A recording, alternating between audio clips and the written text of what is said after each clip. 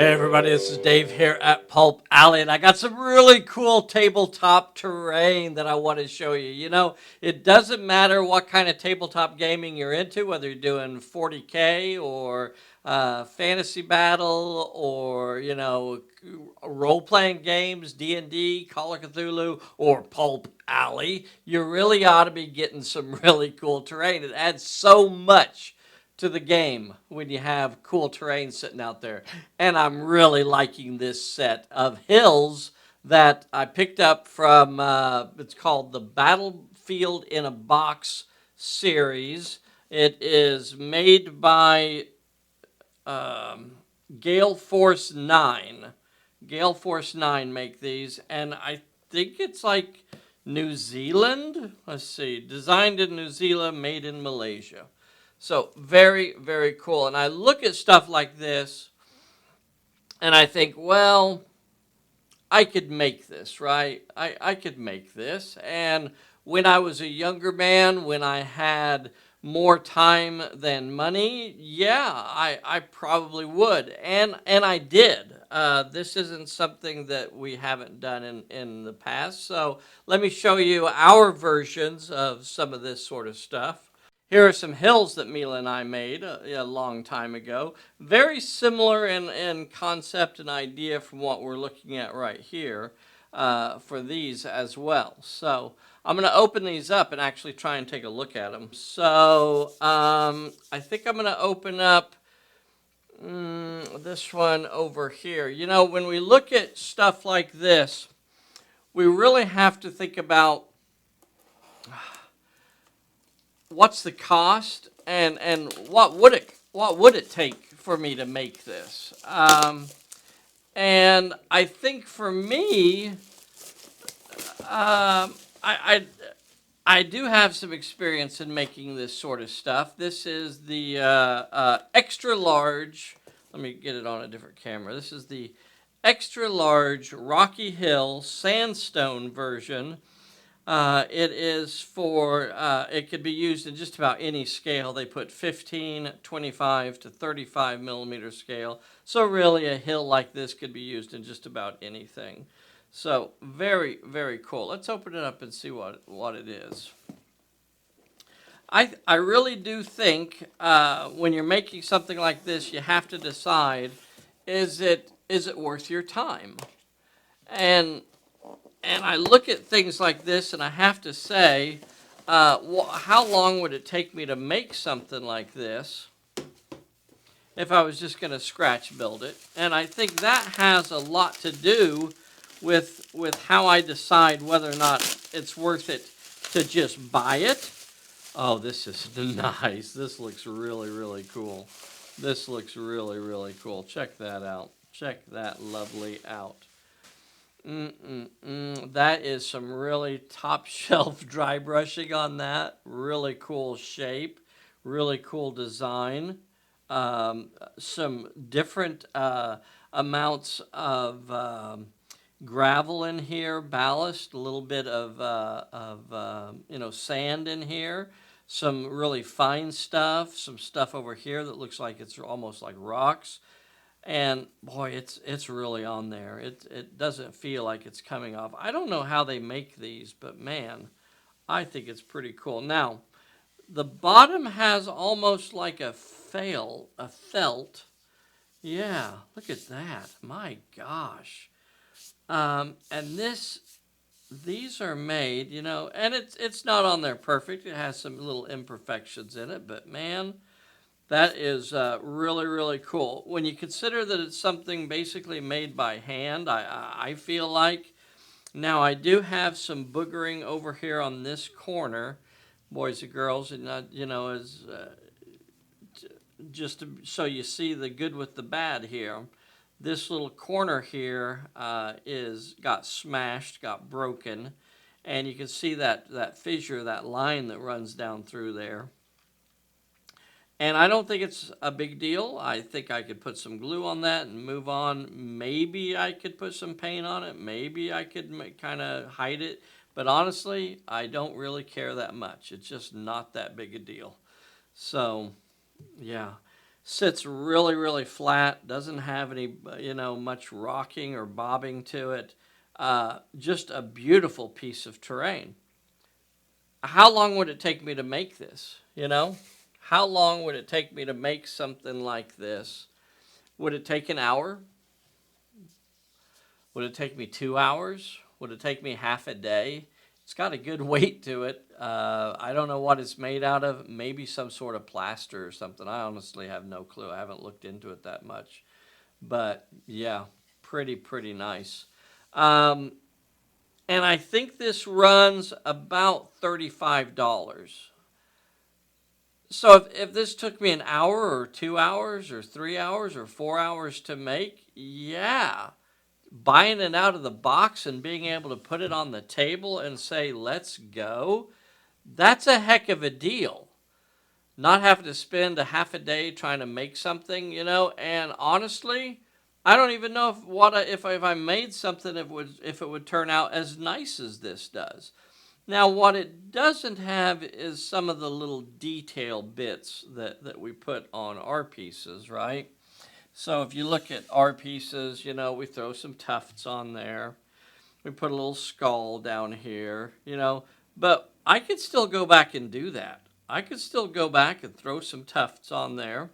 I could go back and throw a skull on there, and in no time at all, it would those little details would even take it to another level. Uh, but even as it is right now, I don't know that it even needs it. Just a really nice looking piece of terrain. Yeah, yeah. If it's for $35, I think that's a heck of a deal. Let's look at places where you could set miniatures on it. Let's look at that uh, for part of our discussion. Let me get some figures.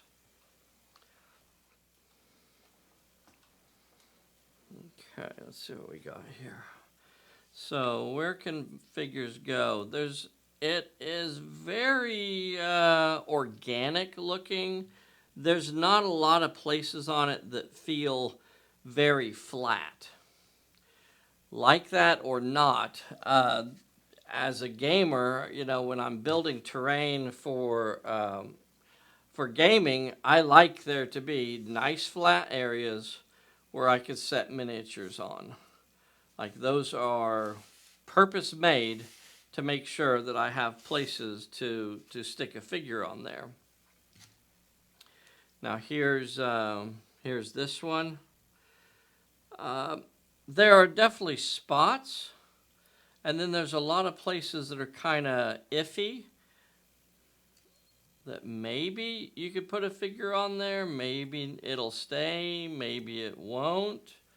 That's kind of interesting. Uh, Overall, I think it has good stability. Overall, you could be lured into putting figures in odd places where maybe they're not going to stand up or run the risk of, someone bumping the table and, somebody falling over, a figure falling. So, very cool, though. Very cool. I'm liking that. I want to open up another one. Don't tell Bessie. We're going to open up another one. That was well worth it. Well worth the price. $35 hill. I like that. Completely finished, ready to play. Open it up out of the box, and you're ready to go. Yeah, yeah. That's nice. I think there was a time, back in the old days when terrain was much more expensive. Since over the last 5-10 years or so, you can get some really cool terrain that probably 20 years ago would have been twice the price. I want to open up one of these big hills. I want to open up, and I have one here that is a different color than this. This is called the sandstone set here. This set that I was showing you so far. But then there's another set here. I don't know that this necessarily has This one, these are called sandstone. So Badlands Bluff there, and this is same thing, Badlands Bluff, same piece of terrain, but it's in the sandstone color. That's the difference. Now this one does not have a color listed, but we'll just open it up and see what it looks like. And if anything, it may be a little bit more of a straight, you know, comparison between, you know, my big hill there that we made probably 20 or so years ago, 15. So let's see what this one is. Again, these are made by what's it? Gale Force 9. Gale Force 9. Now this one specifically says for terrain, or says 25 to 35 millimeter scale. I don't know why you couldn't use it for 15. I probably would. I'm not that picky about such things. The nice thing about these is that the boxes are almost made to fit the terrain. The boxes give you an almost inch for inch description of or example of how big the terrain is. And it's a nice big piece of terrain with plenty of bubble wrap on it. I wonder how they make these. What they're made out of. I guess I could try and look into that a little bit more, but they're not light. It doesn't suggest that they're hollow or, you know, basically styrofoam. That piece that I just looked at there was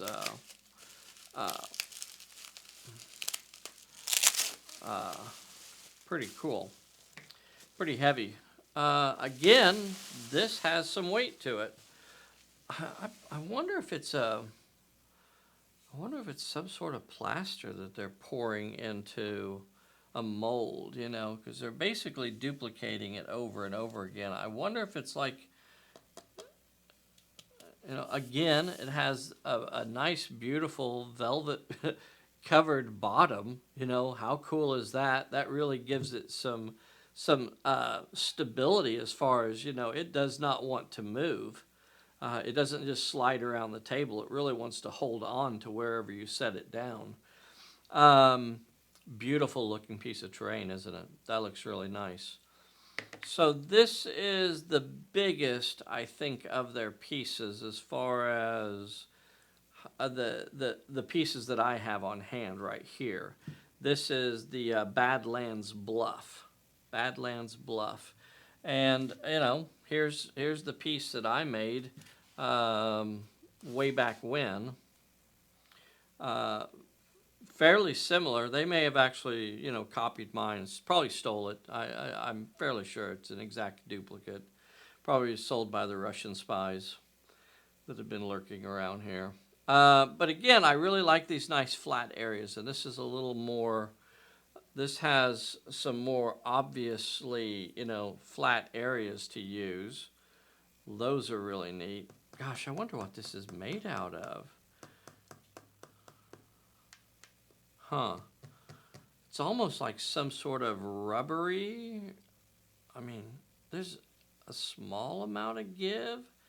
I used to hate it when people would pick up my terrain, especially stuff that I would build, and they'd squeeze it because they would go, "Oh, that's pretty hard," and then they'd squeeze it until their fingers went through it. Because underneath this, it's just styrofoam, right? It has kind of a relatively hard surface on it, but underneath it, it's just styrofoam. So people would pick it up. Oh, that's pretty hard. They'd squeeze it, and their fingers would become indentions in it. I don't know about this. It has a nice weight. I would say it is definitely. It's like probably 2 or 3 times heavier than the piece of terrain that I have there. Much less likely to shift or move around on the table. Beautiful line of sight blocker. You could use this in so many different settings. You know, whether you're doing post-apocalyptic, whether you're doing the Old West, you're in Africa or the Middle East. There's just so much that a cool piece of terrain like this would work. And, the fact that they're making it in different colors is really nice too. So there's an example there of I guess the basic color. I've seen this called Mars somewhere, but it doesn't say that on the box, I'm sure if you wanted to use it on Mars, I suppose you could. But I could also use it in New Mexico, or I could use it in Africa. There's so many different places that you could use something like that. And then that's the other color that they do this, which is they're calling sandstone. This basic color here, as far as I could tell, does not have a specific color to it that's marked on the box. So you just kind of have to decide on that. If I was going to build a bunch of terrain, I would definitely be looking at this stuff. As far as the sets, these little boxes here are $25 a piece. Your prices may vary. These are about $25 a piece. And the big boxes are $35 a piece. And that's just like such a deal. I want to cover these some more. I want to talk about these some more. So I'm not going to get into opening up all of them tonight. But I'm just saying that for these 5 boxes, one, the Badlands Bluff, the Badlands Plateau, right there, Badlands Tours, and Badlands Pillars. Those are so cool. And then this sandstone large rocky hill. All 5 of these for about $150.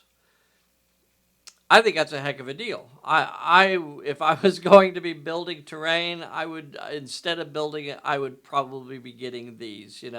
What is your time worth? Instead of building all of this terrain, I could be working on a scenario or painting some miniatures and yada, yada, yada. So right now, I would be going for this rather than trying to build my own.